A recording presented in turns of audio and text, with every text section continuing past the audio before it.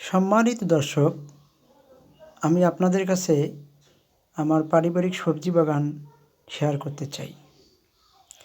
আমি সুন্দর করে বস্তায় মাটিতে বিভিন্ন প্রকার সবজি চাষ করেছি। এখানে বিশেষ করে রয়েছে পেঁপে, টমেটো, কাঁচামরিচ, অনেক প্রকারের সবজি। আমি বিশেষ করে শেয়ার করতে চাই এজন্য যে এদেশে জনসংখ্যা বেশি কিন্তু জমির পরিমাণ অনেক কম। তাই যেখানে পরিত্যক্ত জায়গা রয়েছে সেখানে আমরা সবাই সবজি চাষ করে নিজের পরিবারের পুষ্টি চাহিদা পূরণ করতে পারি। তাই আসুন আমরা দেশের উন্নয়নের পাশাপাশি অন্তত পরিবারের পুষ্টির চাহিদা পূরণ করি। আপনি বিভিন্ন প্রকার সবজি চাষ করতে পারেন।